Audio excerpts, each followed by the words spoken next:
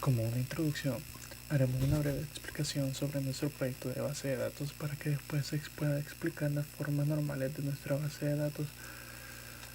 Nuestro proyecto consiste en realizar una base de datos para la gestión de ventas de una empresa distribuidora de pan llamada La Semita SADCB, el cual ha requerido mejorar sus métodos de venta y expandir el mercado. Actualmente este se llevará a cabo hasta el punto únicamente de diseño de la base de datos en un gestor de base de datos, el cual elegimos por preferencia Workbench. Como ya sabemos, es difícil llevar a cabo la administración de facturas. Para una empresa es complicado esta acción, ya que llena más de 1000 o 2000 facturas mensuales y llevar a la administración de estas es un poco complicado. Por eso opto por normalizar la orden de compra, detallándolas en dos tablas diferentes, en las cuales son la tabla de orden y detalle de orden. En la tabla de orden se almacenarán los datos generales de la factura, los cuales son la fecha de creación, el monto total, el IVA, el subtotal de compra, el cliente a quien se vendió y el empleado que realizó la venta. Y en el detalle de orden se detalla en particular el cuerpo de la factura, conteniendo el producto comprado, cantidad de producto comprado, el precio unitario y el subtotal de ese producto comprado. Otra tabla en general que se puede analizar y que es muy común de su uso es la tabla de producto. Como ya sabemos que el comercio de esa empresa es demasiado activo, se tiene que tener un registro de producto para saber a quién se compró el producto y en qué categoría se almacenará. Por lo tanto, esta tabla se relaciona con la tabla de categoría y la tabla de proveedores. En la tabla de productos se especifica el precio de venta, el precio de compra, el nombre del producto, la cantidad de producto en existencias, una breve descripción del producto, el proveedor quien nos vendió el producto y en la categoría que se encuentra.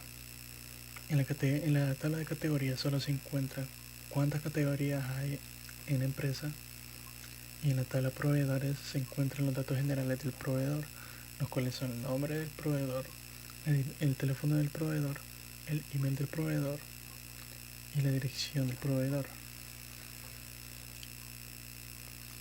Y otra tabla que es muy principal en esta base de datos es la tabla de persona.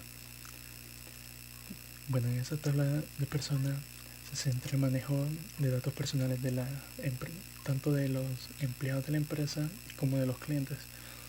Por eso se ha creado tres tablas para normalizar esta acción. Una tabla principal llamada persona, la cual guarda la información personal de las personas, que son nombre, fecha de nacimiento, dirección, teléfono, DUI, NID, todos esos datos personales de una persona. Y una tabla de empleados y una tabla de clientes, que sirven como referencia para saber quiénes son los clientes y quiénes son los empleados.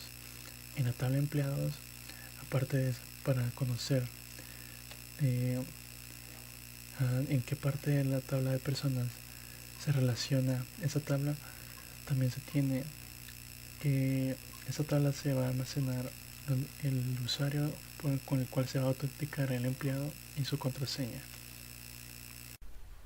La normalización. La normalización es un proceso que nos permite transformar datos complejos y amplios en estructuras más pequeñas, simples y más sencillas de mantener. Esto se hace a través de diferentes reglas de normalización, también conocidas como formas normales. En este trabajo hemos implementado los primeros tres niveles de normalización, los cuales son: la primera forma normal. Esta implica la eliminación de datos repetidos en las tablas. Esto quiere decir que si tenemos datos repetidos una cantidad considerable de veces en una tabla, es necesario crear otra tabla maestra en la que se encuentren dichos datos separados. La segunda forma normal. Cabe destacar que para implementar esta forma es necesario tener ya implementada la primera forma normal. La segunda forma normal indica que toda columna en la tabla que no sea una llave debe de estar enlazada y depender de la llave primaria. Por último, tenemos la tercera forma normal. Esta nos dice que no deben existir columnas dependientes de otras columnas que no sean llaves primarias. Si se da este caso, es necesario borrar estos registros de la tabla y agregarlos en una nueva tabla aparte. En nuestro proyecto, un buen ejemplo de la implementación de la primera forma normal se puede encontrar en las tablas cliente y empleado. Estas tablas se hicieron para que al momento de hacer procesos de administración, como por ejemplo la generación de una factura por una compra, no sea necesario guardar en la tabla de orden de compra toda la información, ya sea del vendedor o del cliente que la hizo, sino que solo se guarda el ID de estos. De esta manera se puede ahorrar espacio en la base de datos. La segunda forma normal la podemos encontrar implementada en cualquiera de las tablas de nuestra base de datos, ya que todos los campos en estas tablas están relacionados a la columna que lleva la llave primaria, que en nuestro caso en todas es un ID, dependiendo de la tabla que sea. Esto se hace para poder realizar consultas más específicas sin la necesidad de tener que llamar todos los datos de lo que estemos buscando, sino que solamente se llama el ID y de esta forma se puede conectar con todos los demás datos de la tabla que se está llamando. La tercera forma normal en nuestra base de datos se dio como un resultado de la implementación de las dos anteriores formas, debido que al aplicar estas formas se pudo observar que todos los campos en las tablas estaban relacionados a la llave primaria, como por ejemplo en la tabla persona. Todos los campos de la tabla persona están relacionados al campo ID persona, ya sea el nombre, el apellido, la fecha de nacimiento, la dirección, el ID de localización y el ID de ciudad, que a pesar de ser unas llaves foráneas también se encuentran relacionadas al ID de persona, el teléfono, el email, el DUI y el NID.